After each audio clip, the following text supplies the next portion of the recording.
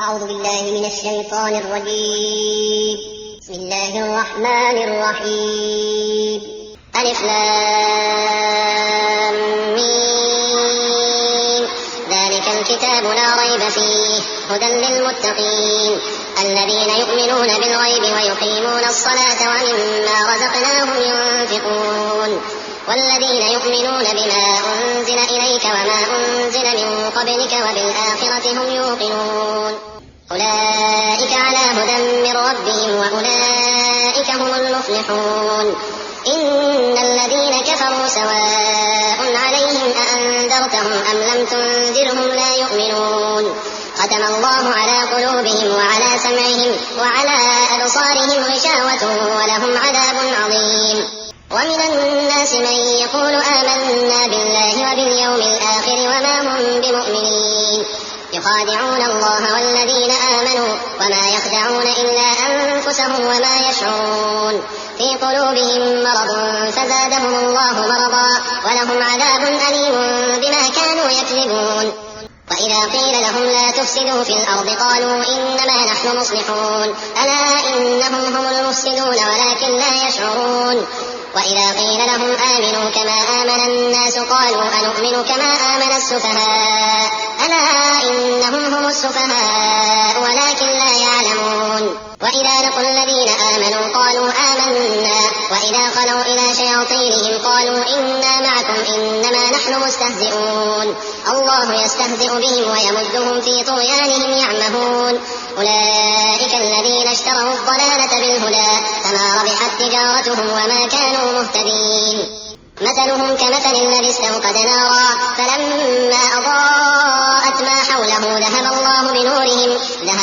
بنورهم وتركهم في ظلمات لا يبصرون صم بكم عمي فهم لا يرجعون. أو كصيب من السماء فيه ظلمات ورعد وبرق يجعلون أصابعهم في آذانهم من الصواعق حذر الموت والله محيط بالكافرين. يكاد البرق يخطف أبصارهم كلما أضاء لهم مشوا فيه وإذا أظلم عليهم قاموا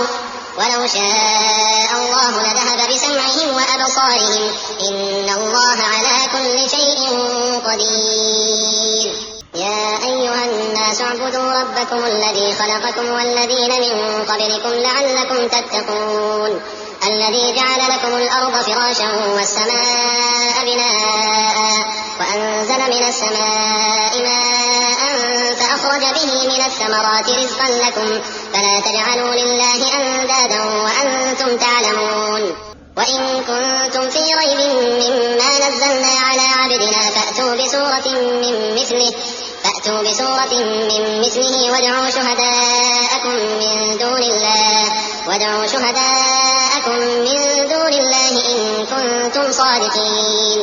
فإن لم تفعلوا ولن تفعلوا فاتقوا النار التي وقودها الناس والحجارة أعدت للكافرين. وبشر الذين آمنوا وعملوا الصالحات أن لهم جنات تجري من تحتها الأنهار كلما رزقوا منها من ثمرة رزقا قالوا هذا الذي رزقنا من قبل وأتوا به متشابها ولهم فيها أزواج مطهرة وهم فيها خالدون. إن الله لا يستحيي أن يضرب مثلا ما بعوضة فما فوقها فأما الذين آمنوا فيعلمون أنه الحق من ربهم وأما الذين كفروا فيقولون ماذا أراد الله بهذا مثلا يضل به كثيرا ويهدي به كثيرا وما يضل به إلا الفاسقين الذين ينقضون عهد الله من بعد ميثاقه ويقطعون ما أمر الله به أن يوصل ويفسدون في الأرض أولئك هم الخاسرون. كيف تكفرون بالله وكنتم أمواتا فأحياكم ثم يميتكم ثم يحييكم ثم إليه ترجعون. هو الذي خلق لكم ما في الأرض جميعا ثم استوى إلى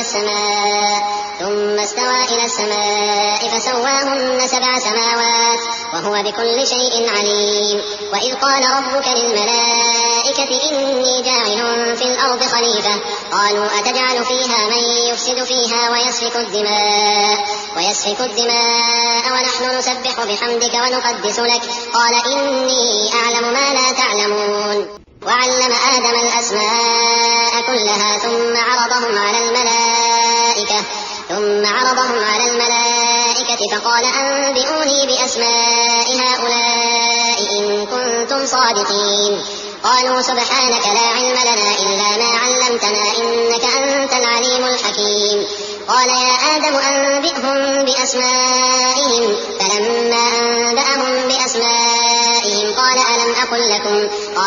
أقل لكم إني أعلم غيب السماوات والأرض وأعلم ما تبدون وما كنتم تكتمون. وإذ قلنا للملائكة اسجدوا لآدم فسجدوا إلا إبليس أبى واستكبر وكان من الكافرين. وقلنا يا آدم اسكن أنت وزوجك الجنة وكلا منها رغدا حيث شئتما ولا تقربا هذه الشجرة فتكونا من الظالمين. فأزلهما الشيطان عنها فأخرجهما مما كانا فيه وقلنا اهبطوا بعضكم لبعض عدو ولكم في الأرض مستقر ومتاع إلى حين. فتلقى آدم من ربه كلمات فتاب عليه إنه هو التواب الرحيم. قلنا اهبطوا منها جميعا فإما يأتينكم مني هدى فمن تبع هداي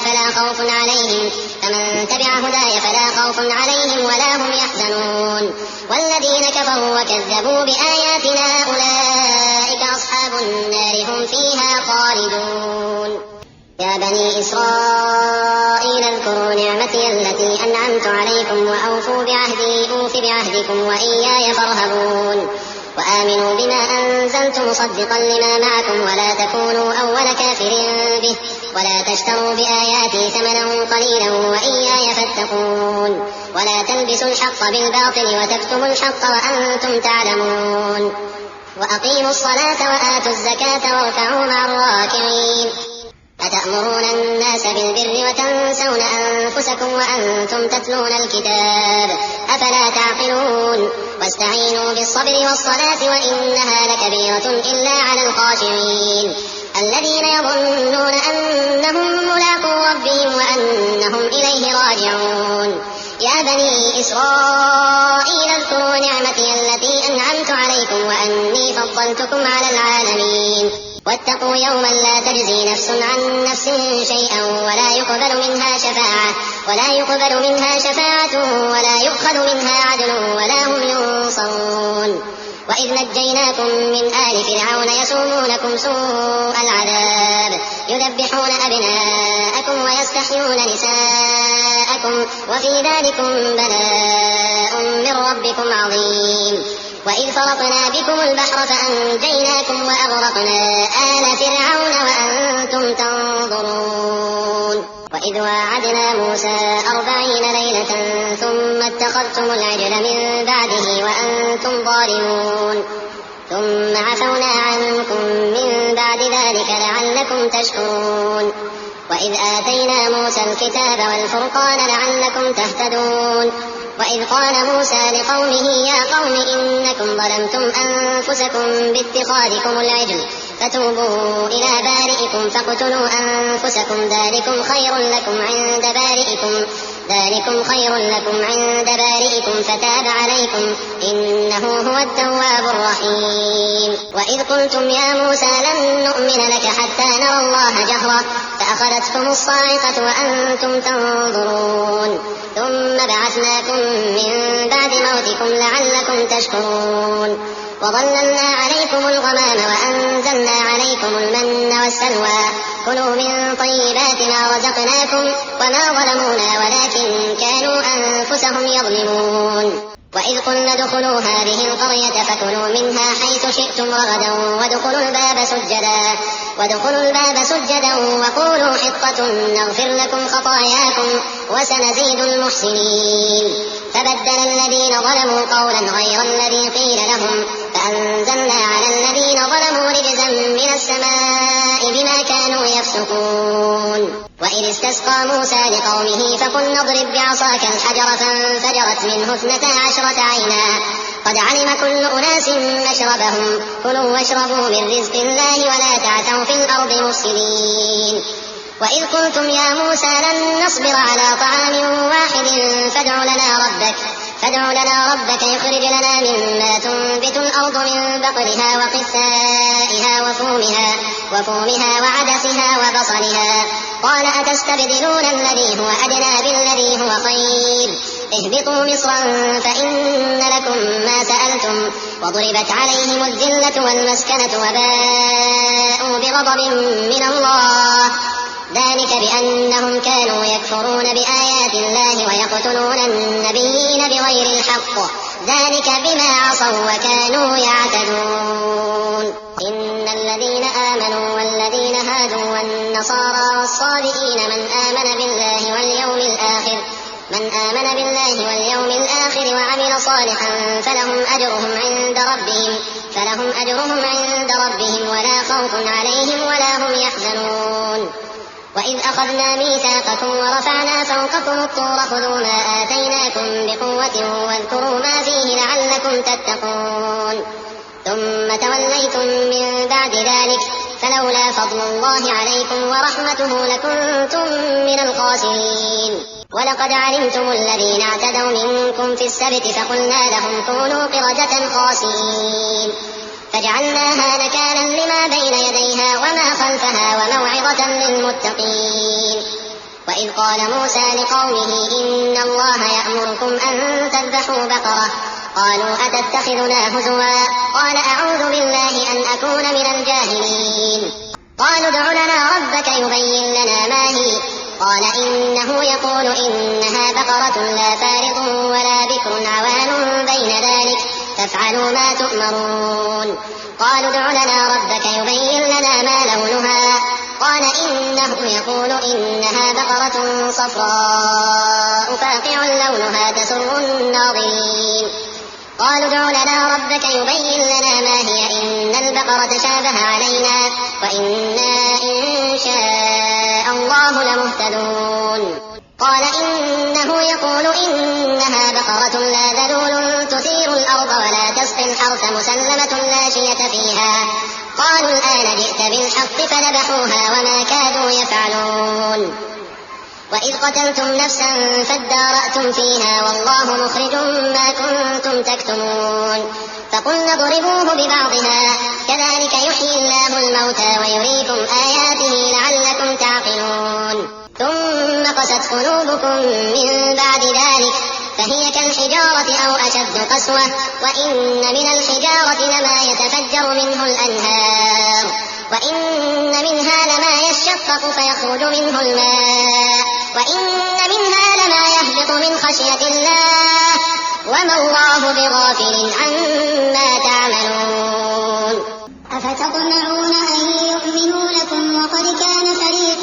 منهم يسمعون كلام الله ثم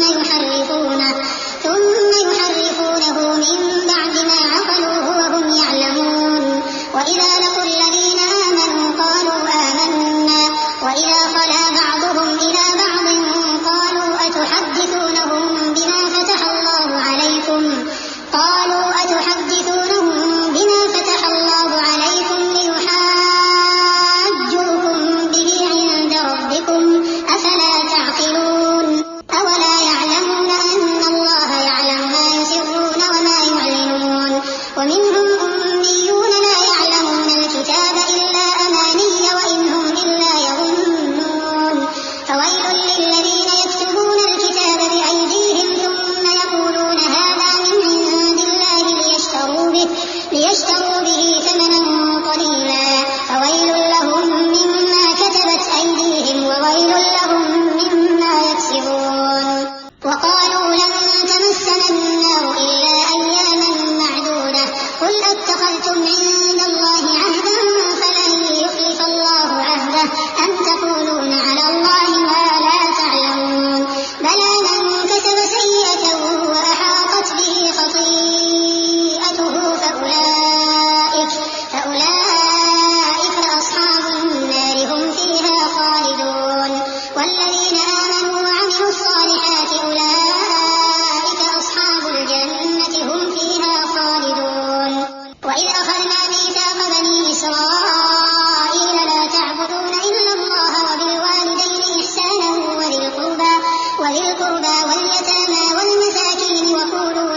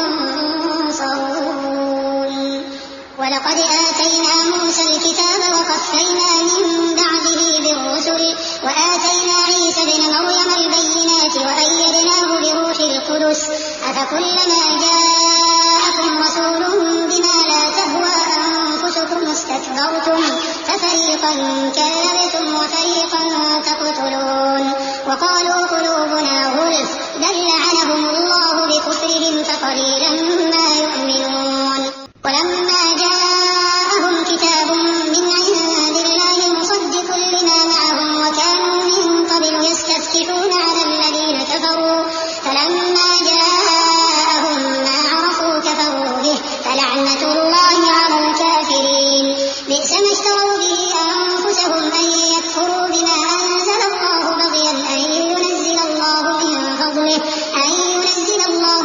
فضله على من يشاء من عباده فباءوا بغضب على غضب وللكافرين عذاب مهين وإذا قيل لهم آمنوا بما أنزل الله قالوا نؤمن بما أنزل علينا ويكفرون بما وراءه وهو الحق مصدقا لما معهم قل فلم تقتلون أنبياء الله من قبل إن كنتم مؤمنين ولقد جاءكم موسى بالبينات ثم اتخذتم العجل من بعده وأنتم ظالمون وإذ أخذنا ميثاقكم ورفعنا فوقكم الطور خذوا ما آتيناكم بقوة واسمعوا قالوا سمعنا وعصينا وأشربوا في قلوبهم العجل بكفرهم قل بئس ما يأمركم به إيمانكم إن كنتم مؤمنين قل إن كانت لكم الدار الآخرة عند الله خالصة من دون الناس فتمنوا الموت إن كنتم صادقين ولن يتمنوه أبدا بما قدمت أيديهم والله عليم بالظالمين ولتجدنهم أحرص الناس على حياة ومن الذين أشركوا يود أحدهم لو يعمر 1000 سنة وما هو بمزحزحه من العذاب أن يعمر والله بصير بما يعملون قل من كان عدوا لجبريل فإنه نزله على قلبك بإذن الله مصدقا لما بين يديه وهدى وبشرى للمؤمنين من كان عدوا لله وملائكته ورسله وجبريل وميكال فإن الله عدو للكافرين ولقد أنزلنا إليك آيات بينات وما يكفر بها إلا الفاسقون أوكلما عاهدوا عهدا نبذه فريق منهم بل أكثرهم لا يؤمنون ولما جاءهم رسول من عند الله مصدق لما معهم نبذ فريق من الذين أوتوا الكتاب كتاب الله وراء ظهورهم كأنهم لا يعلمون واتبعوا ما تتلو الشياطين على ملك سليمان وما كفر سليمان ولكن الشياطين كفروا يعلمون الناس السحر وما أنزل على الملكين ببابل هاروت وماروت وما يعلمان من أحد حتى يقولا إنما نحن فتنة فلا تكفر فيتعلمون منهما ما يفرقون به بين المرء وزوجه وما هم بضارين به من أحد إلا بإذن الله ويتعلمون ما يضرهم ولا ينفعهم ولقد علموا لمن اشتراه ما له في الآخرة من خلاق ولبئس ما شروا به أنفسهم لو كانوا يعلمون ولو أنهم آمنوا واتقوا لمثوبة من عند الله خير لو كانوا يعلمون يا أيها الذين آمنوا لا تقولوا راعنا وقولوا انظرنا واسمعوا وللكافرين عذاب أليم ما يود الذين كفروا من أهل الكتاب ولا المشركين أن ينزل عليكم من خير من ربكم والله يختص برحمته من يشاء والله ذو الفضل العظيم ما ننسخ من آية أو ننسها نأتي بخير منها أو مثلها ألم تعلم أن الله على كل شيء قدير ألم تعلم أن الله له ملك السماوات والأرض وما لكم من دون الله من ولي ولا نصير أم تريدون أن تسألوا رسولكم كما سئل موسى من قبل ومن يتبدل الكفر بالإيمان فقد ضل سواء السبيل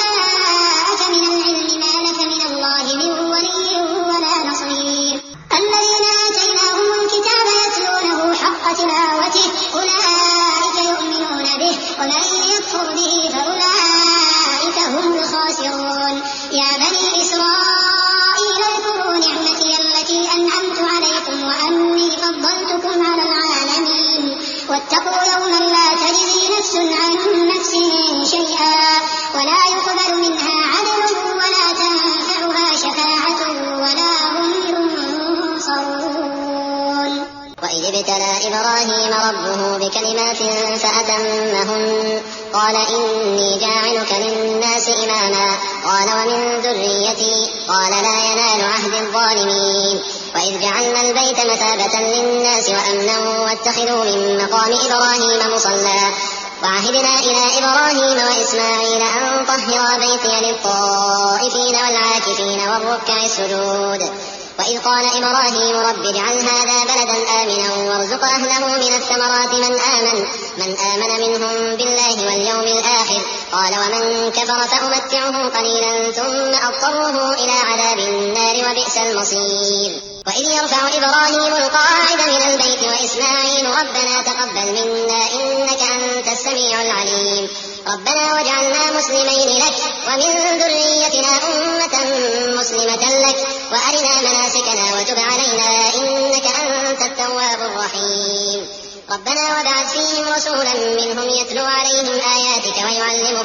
ويعلمهم الكتاب والحكمة ويزكيهم إنك أنت العزيز الحكيم ومن يرغب عن ملة إبراهيم إلا من سفه نفسه ولقد اصطفيناه في الدنيا وإنه في الآخرة لمن الصالحين إذ قال له ربه أسلم قال أسلمت لرب العالمين ووصى بها إبراهيم بنيه ويعقوب يا بني إن الله اصطفى لكم الدين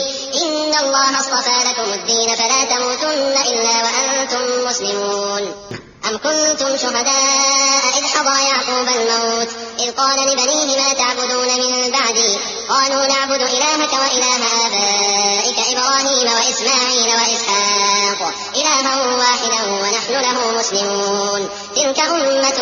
قد خلت لها ما كسبت ولكم ما كسبتم ولا تسألون عما كانوا يعملون وقالوا كونوا هودا أو نصارى تهتدوا قل بل ملة إبراهيم حنيفا وما كان من المشركين قولوا آمنا بالله وما أنزل إلينا وما أنزل إلى إبراهيم وإسماعيل وإسحاق ويعقوب والأسباط وما أوتي موسى وعيسى وما أوتي النبيون من ربهم لا نفرق بين أحد منهم ونحن له مسلمون فإن آمنوا بمثل ما آمنتم به فقد اهتدوا وإن تولوا فإنما هم في شقاق فسيكفيكهم الله وهو السميع العليم صبغة الله ومن أحسن من الله صبغة ونحن له عابدون قل أتحاجوننا في الله وهو ربنا وربكم ولنا أعمالنا ولكم أعمالكم ونحن له مخلصون أم تقولون إن إبراهيم وإسماعيل وإسحاق ويعقوب والأسباط كانوا هودا أو نصارى قل أأنتم أعلم أم الله ومن أظلم ممن كتم شهادة عنده من الله وما الله بغافل عما تعملون تلك أمة قد خلت لها ما كسبت ولكم ما كسبتم ولا تسألون عما كانوا يعملون سيقول السفهاء من الناس ما ولاهم عن قبلتهم التي كانوا عليها قل لله المشرق والمغرب يهدي من يشاء إلى صراط مستقيم وكذلك جعلناكم أمة وسطا لتكونوا شهداء على الناس ويكون الرسول عليكم شهيدا وما جعلنا القبلة التي كنت عليها إلا لنعلم من يتبع الرسول ممن ينقلب على عقبيه وإن كانت لكبيرة إلا على الذين هدى الله وما كان الله ليضيع إيمانكم إن الله بالناس لرؤوف رحيم قد نرى تقلب وجهك في السماء فلنولينك قبلة ترضاها فول وجهك شطر المسجد الحرام وحيث ما كنتم فولوا وجوهكم شطره وإن الذين أوتوا الكتاب ليعلمون أنه الحق من ربهم وما الله بغافل عما يعملون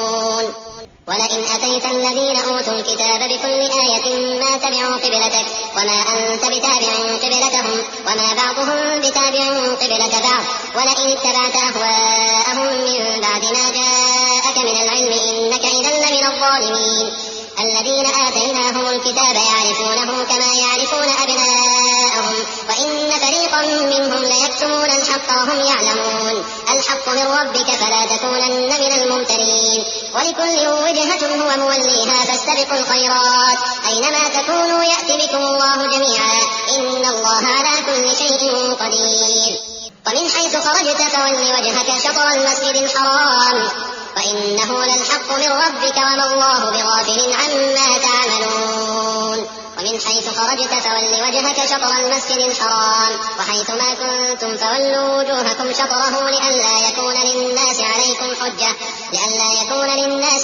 حجة إلا الذين ظلموا منهم فلا تخشوهم واخشوني ولأتم نعمتي عليكم ولعلكم تهتدون. كما أرسلنا فيكم رسولا منكم يتلو عليكم آياتنا ويزكيكم ويعلمكم الكتاب والحكمة ويعلمكم ما لم تكونوا تعلمون. فاذكروني أذكركم واشكروا لي ولا تكفرون. يا أيها الذين آمنوا استعينوا بالصبر والصلاة إن الله مع الصابرين. ولا تقولوا لمن يقتل في سبيل الله أموات بل أحياء ولكن لا تشعرون. ولنبلونكم بشيء من الخوف والجوع ونقص من الأموال والأنفس والثمرات وبشر الصابرين الذين إذا أصابتهم مصيبة قالوا إنا لله وإنا إليه راجعون. أولئك عليهم صلوات من ربهم ورحمة وأولئك هم المهتدون. إن الصفا والمروة من شعائر الله فمن حج البيت أو اعتمر فلا جناح عليه أن يطوف بهما ومن تطوع خيرا فإن الله شاكر عليم. إن الذين يكتمون ما أنزلنا من البينات والهدى من بعد ما بيناه للناس في الكتاب أولئك يلعنهم الله ويلعنهم اللاعنون إلا الذين تابوا وأصلحوا وبينوا فأولئك أتوب عليهم وأنا التواب الرحيم. إن الذين كفروا وماتوا وهم كفار أولئك عليهم لعنة الله والملائكة والناس أجمعين خالدين فيها لا يخفف عنهم العذاب ولا هم ينظرون. وإلهكم إله واحد لا إله إلا هو الرحمن الرحيم. إن في خلق السماوات والأرض واختلاف الليل والنهار والفلك التي تجري في البحر بما ينفع الناس وما أنزل الله من السماء من ماء فأحيا به الأرض بعد موتها وبث فيها من كل دابة وتصريف الرياح والسحاب المسخر بين السماء والأرض لآيات لقوم يعقلون. بے شک آسمانوں اور زمین کے پیدا کرنے میں اور رات اور دن کے ایک دوسرے کے پیچھے آنے جانے میں اور کشتیوں اور جہازوں میں جو سمندر میں لوگوں کے فائدے کے لیے رواں ہیں اور میں جس کو اللہ آسمان سے برساتا اور اس سے زمین کو اس کے مردہ ہو جانے کے بعد زندہ یعنی خشک ہو جانے کے بعد سرسبز کر دیتا ہے اور زمین پر ہر قسم کے جانور پھیلانے میں اور ہواؤں کے چلانے میں اور بادلوں میں جو آسمان اور زمین کے درمیان گھرے رہتے ہیں عقل مندوں کے لیے اللہ کی قدرت کی نشانیاں ہیں. ومن الناس من يتخذ من دون الله أندادا يحبونهم كحب الله والذين آمنوا أشد حبا لله ولو يرى الذين ظلموا إذ يرون العذاب أن القوة لله جميعا وأن الله شديد العذاب إذ تبرأ الذين اتبعوا من الذين اتبعوا ورأوا العذاب وتقطعت بهم الأسباب وقال الذين اتبعوا لو أن لنا كرة فنتبرأ منهم كما تبرأوا منا كذلك يريهم الله أعمالهم حسرات عليهم وما هم بخارجين من النار. يا أيها الناس كلوا مما في الأرض حلالا طيبا ولا تتبعوا خطوات الشيطان إنه لكم عدو مبين. إنما يأمركم بالسوء والفحشاء وأن تقولوا على الله ما لا تعلمون. وإذا قيل له اتبعوا ما أنزل الله قالوا بل نتبع ما ألفينا عليه آباءنا أولو كان آباؤهم لا يعقلون شيئا ولا يهتدون. ومثل الذين كفروا كمثل الذي ينعق بما لا يسمع إلا دعاء ونداء صم بكم عمي فهم لا يعقلون. يا أيها الذين آمنوا كلوا من طيبات ما رزقناكم واشكروا لله إن كنتم إياه تعبدون. إنما حرم عليكم الميتة والدم ولحم الخنزير وما أهل به لغير الله فمن اضطر غير باغ ولا عاد فلا إثم عليه إن الله غفور رحيم. إن الذين يكتمون ما أنزل الله من الكتاب ويشترون به ثمنا قليلا أولئك ما يأكلون في بطونهم إلا النار ولا يكلمهم الله يوم القيامة ولا يزكيهم ولهم عذاب أليم. أولئك الذين اشتروا الضلالة بالهدى والعذاب بالمغفرة فما أصبرهم على النار ذلك بأن الله نزل الكتاب بالحق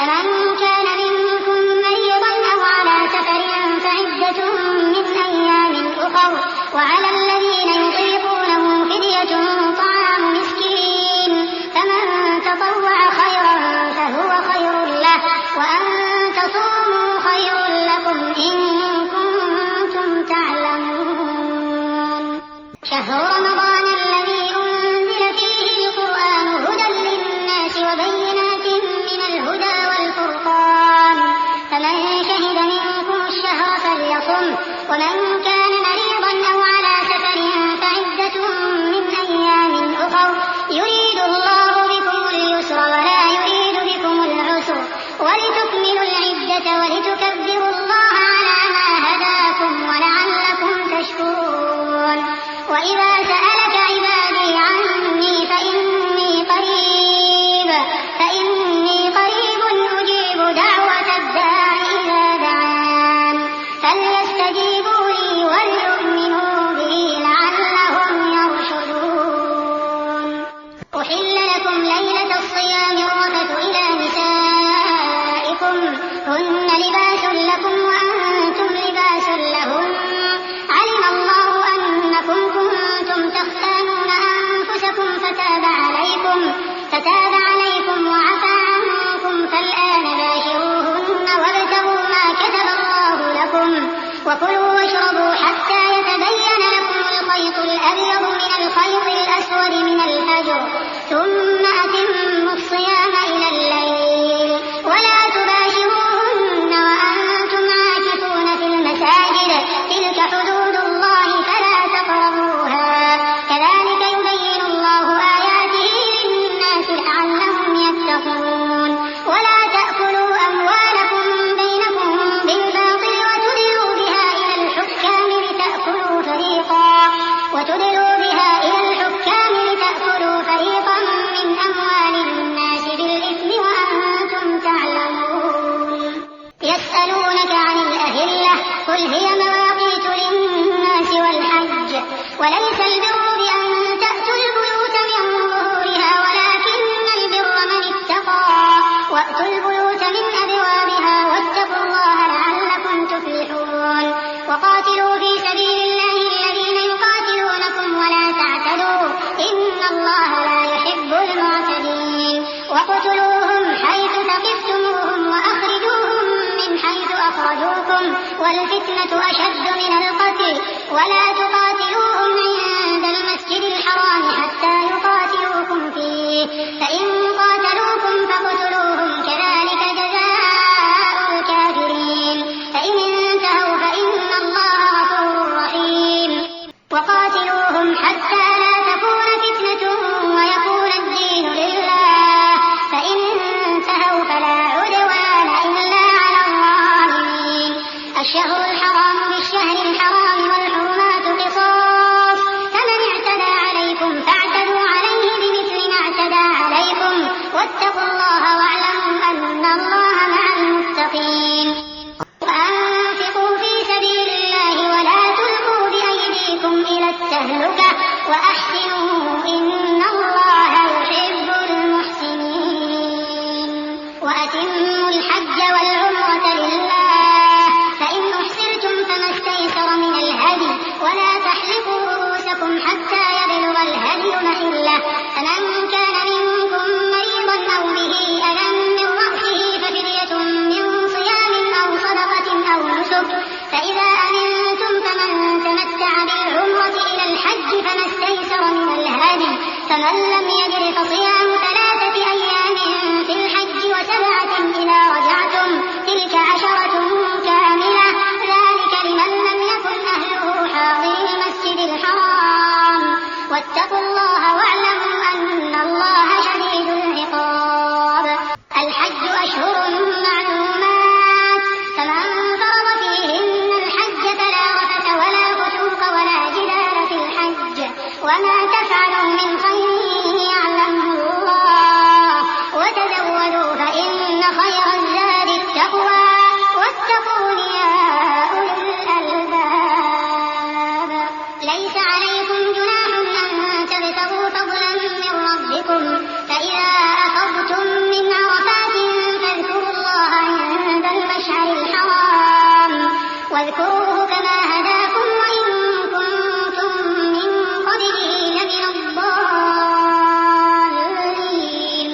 ثم أفيضوا من حيث أفاض الناس واستغفروا الله إن الله غفور رحيم فإذا قضيتم مناسككم فاذكروا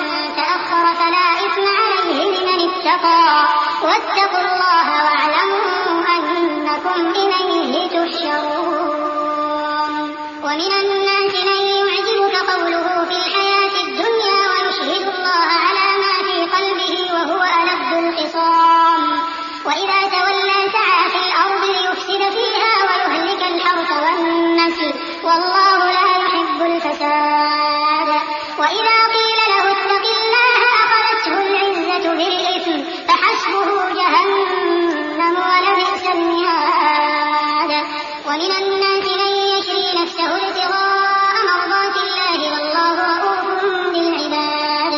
يا أيها الذين آمنوا ادخلوا في السلم كافة ولا تتبعوا خطوات الشيطان إنه لكم عدو مبين. فإن زللتم من بعد ما جاءتكم البينات فاعلموا أن الله عزيز حكيم. هل ينظرون إلا أن يأتيهم الله في ظلل من الغمام والملائكة وقضي الأمر وإلى الله ترجع الأمور. سل بني إسرائيل كم آتيناهم من آية بينة ومن يبدل نعمة الله من بعد ما جاءته فإن الله شديد العقاب. زين للذين كفروا الحياة الدنيا ويسخرون من الذين آمنوا والذين اتقوا فوقهم يوم القيامة والله يرزق من يشاء بغير حساب. كان الناس أمة واحدة فبعث الله النبيين مبشرين ومنذرين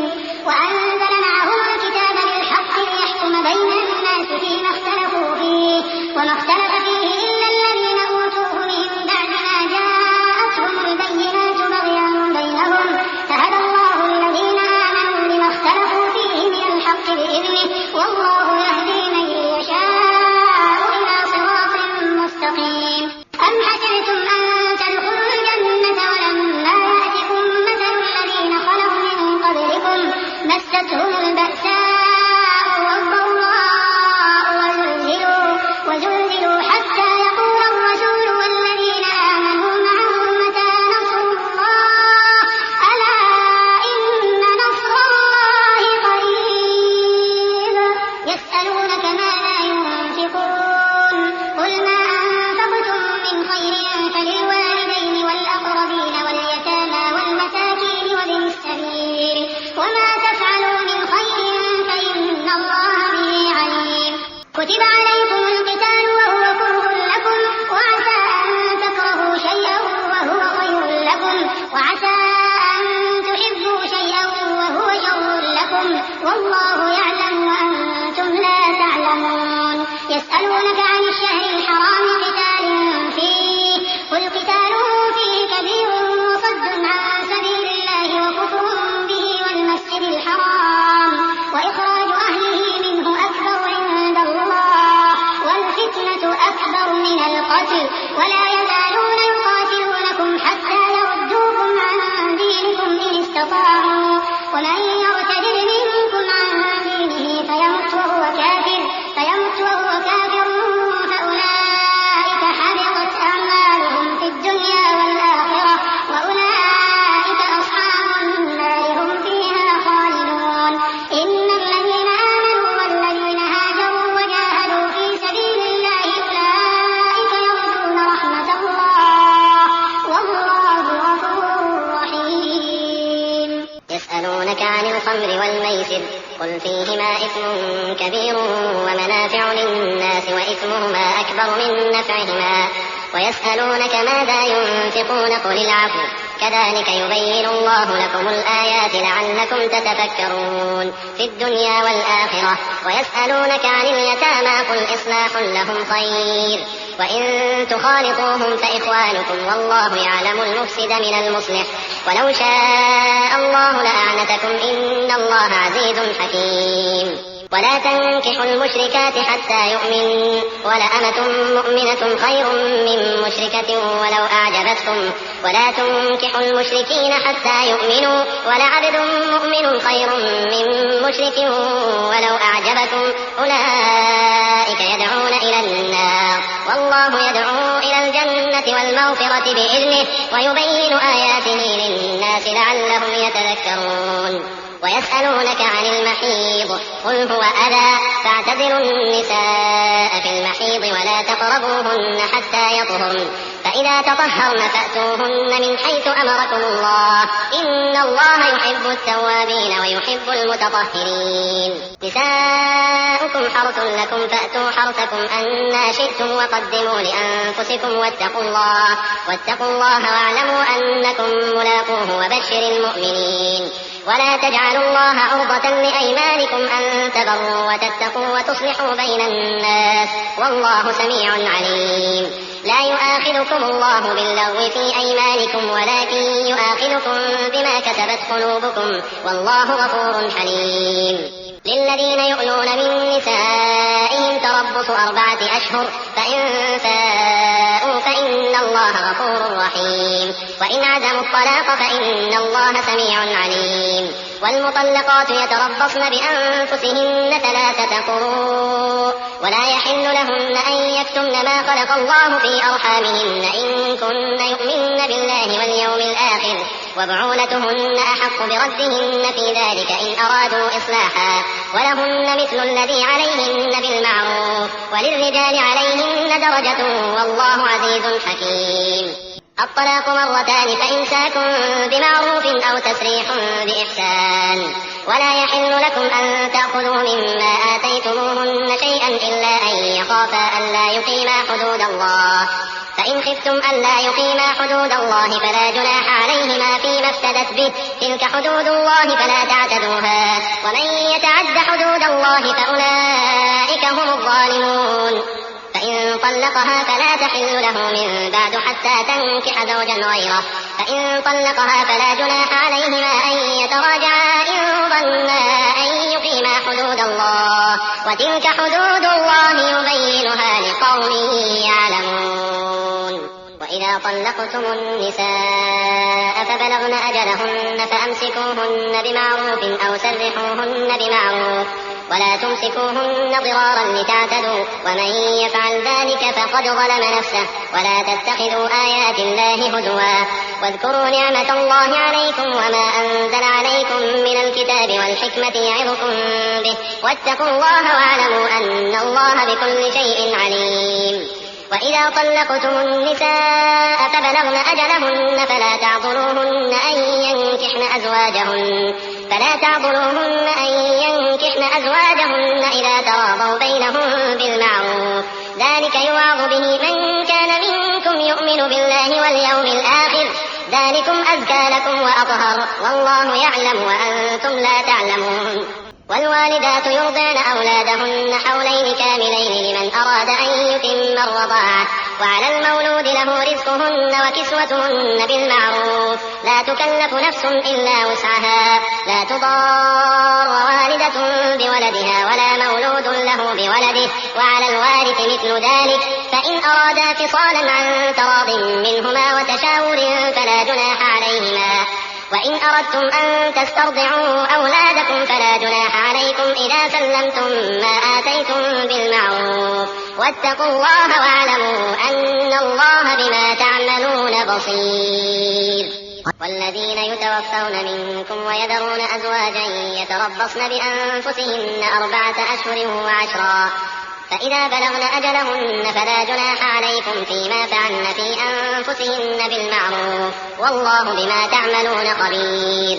ولا جناح عليكم فيما عرضتم به من خطبة النساء أو أكننتم في أنفسكم علم الله أنكم ستذكرونهن ولكن لا تواعدوهن سرا إلا أن تقولوا قولا معروفا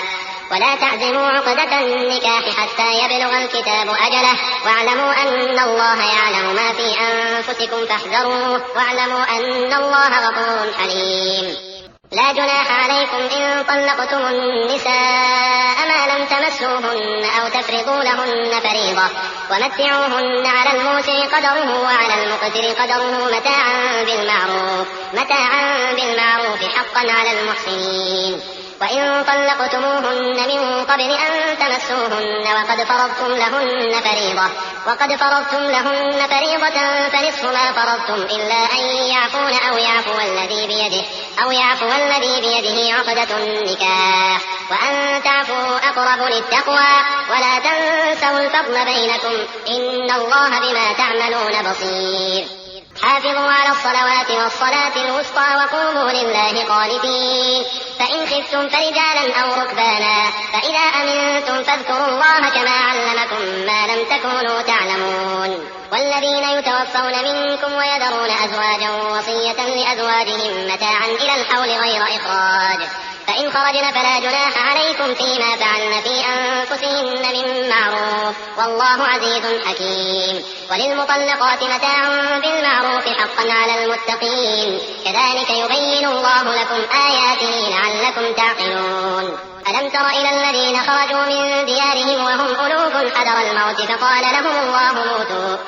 لهم الله موتوا ثم أحياهم إن الله لذو فضل على الناس ولكن أكثر الناس لا يشكرون. وقاتلوا في سبيل الله واعلموا أن الله سميع عليم. من ذا الذي يقرض الله قرضا حسنا فيضاعفه له أضعافا كثيرة والله يقبض ويبسط وإليه ترجعون. ألم تر إلى الملأ من بني إسرائيل من بعد موسى إذ قالوا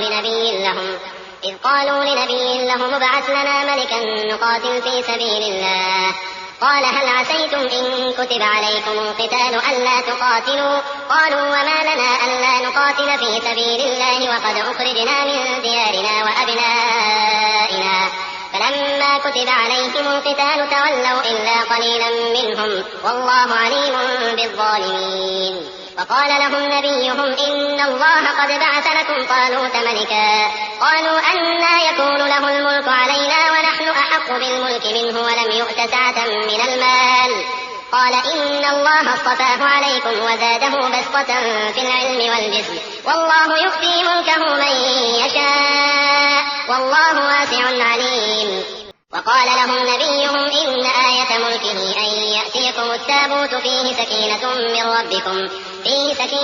من ربكم وبقية مما ترك آل موسى وآل هارون تحمله الملائكة إن في ذلك لآية لكم إن كنتم مؤمنين. فلما فصل طالوت بالجنود قال إن الله مبتليكم بنهر فمن شرب منه فليس مني ومن لم يطعمه فإنه مني إلا من اغترف غرفة بيده فشربوا منه إلا قليلا منهم فلما جاوزه هو والذين آمنوا معه قالوا لا طاقة لنا اليوم بجالوت وجنوده قال الذين يظنون أنهم ملاقو الله كم من فئة قليلة غلبت فئة كثيرة بإذن الله والله مع الصابرين. ولما برزوا لجالوت وجنوده قالوا ربنا أفرغ علينا صبرا وثبت أقدامنا وانصرنا على القوم الكافرين. فهزموهم بإذن الله وقتل داود جالوت وآتاه الله الملك والحكمة وعلمه مما يشاء ولولا دفع الله الناس بعضهم ببعض لفسدت الأرض ولكن الله ذو فضل على العالمين. تلك آيات الله نتلوها عليك بالحق وإنك لمن المرسلين. تلك الرسل فضلنا بعضهم على بعض منهم من كلم الله ورفع بعضهم درجات وآتينا عيسى ابن مريم البينات وأيدناه بروح القدس ولو شاء الله ما اقتتل الذين من بعد ما جاءتهم البينات ولكن اختلفوا فمنهم من آمن ومنهم من كفر ولو شاء الله ما اقتتلوا ولكن الله يفعل ما يريد. يا أيها الذين آمنوا أنفقوا مما رزقناكم من قبل أن يأتي يوم لا بيع فيه ولا خلة ولا شفاعة والكافرون هم الظالمون. الله لا إله إلا هو الحي القيوم لا تأخذه سنة ولا نوم له ما في السماوات وما في الأرض من ذا الذي يشفع عنده إلا بإذنه يعلم ما بين أيديهم وما خلفهم ولا يحيطون بشيء من علمه إلا بما شاء وسع كرسيه السماوات والأرض ولا يؤوده حفظهما وهو العلي العظيم. لا إكراه في الدين قد تبين الرشد من الغي فمن يكفر بالطاغوت ويؤمن بالله فقد استمسك بالعروة الوثقى لا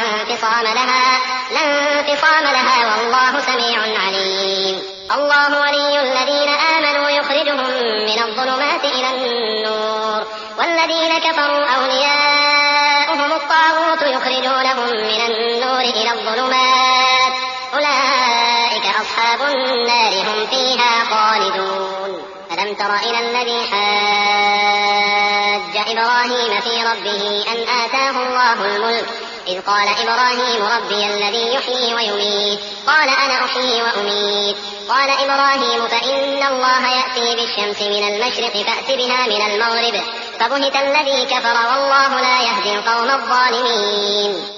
أو كالذي مر على قرية وهي خاوية على عروشها قال أنى يحيي هذه الله بعد موتها فأماته الله 100 عام ثم بعثه قال كم لبثت قال لبثت يوما أو بعض يوم قال بل لبثت 100 عام فانظر إلى طعامك وشرابك لم يتسنه وانظر إلى حمارك ولنجعلك آية للناس وانظر إلى العظام كيف ننشزها ثم نكسوها لحما فلما تبين له قال أعلم أن الله على كل شيء قدير. وإذ قال إبراهيم رب أرني كيف تحيي الموتى قال أولم تؤمن قال بلى ولكن ليطمئن قلبي قال فخذ 4 من الطير فصرهن إليك ثم اجعل على كل جبل منهن جزءا ثم ادعهن يأتينك سعيا واعلم أن الله عزيز حكيم. مثل الذين ينفقون أموالهم في سبيل الله كمثل حبة أنبتت 7 سنابل في كل سنبلة 100 حبة والله يضاعف لمن يشاء والله واسع عليم. الذين ينفقون أموالهم في سبيل الله ثم لا يتبعون ما أنفقوا منا ولا أذى لهم أجرهم عند ربهم ولا خوف عليهم ولا هم يحزنون. قول معروف ومغفرة خير من صدقة يتبعها أذى والله غني حليم. يا أيها الذين آمنوا لا تبطلوا صدقاتكم بالمن والأذى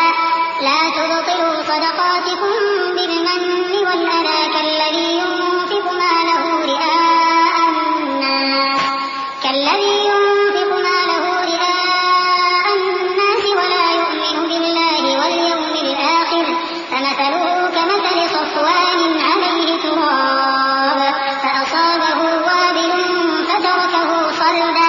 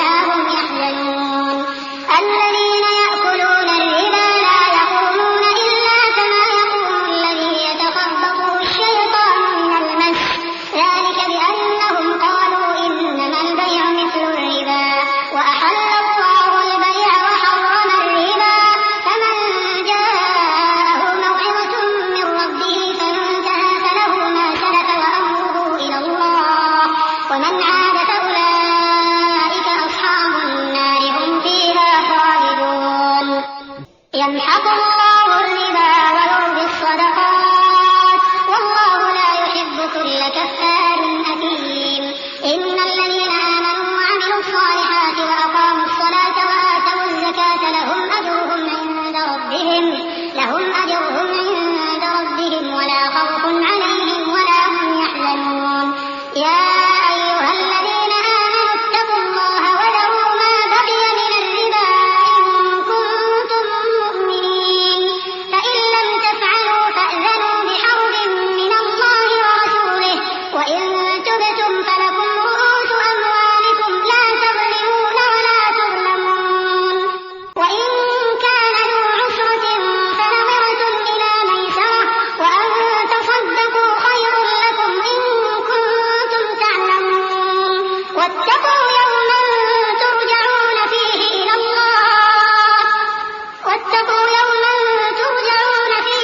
الله ثم توفى كل نفس ما كسبت وهم لا يظلمون يا أيها الذين آمنوا إذا تداينتم بدين إلى أجل مسمى فاكتبوه وليكتب بينكم كاتب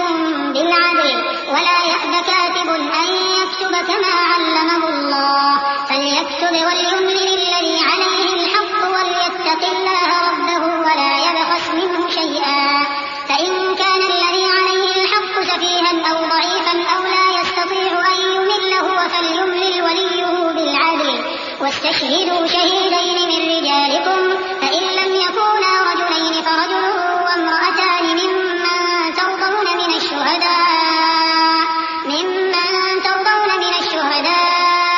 أن تضل إحداهما فتذكر إحداهما الأخرى ولا يأبى الشهداء